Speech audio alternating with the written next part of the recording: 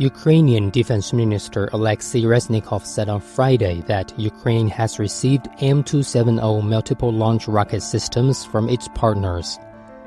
Reznikov did not specify which country provided Ukraine with such weapon systems. In May, Ukrainian President Volodymyr Zelensky said Ukraine was interested in getting the M270 multiple launch rocket systems from the group of 7 countries. Last month, Ukrainian media outlet Ukraine's Military Center reported that Britain and Norway agreed to transfer the M270 multiple launch rocket systems to Ukraine.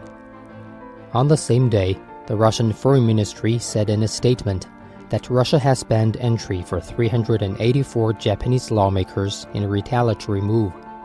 The statement said that in response to Japan's decision to impose personal sanctions against a large group of Russian lawmakers in April this year, a decision has been made to deny entry into Russia for 384 members of the House of Representatives of the National Diet of Japan from July 14th.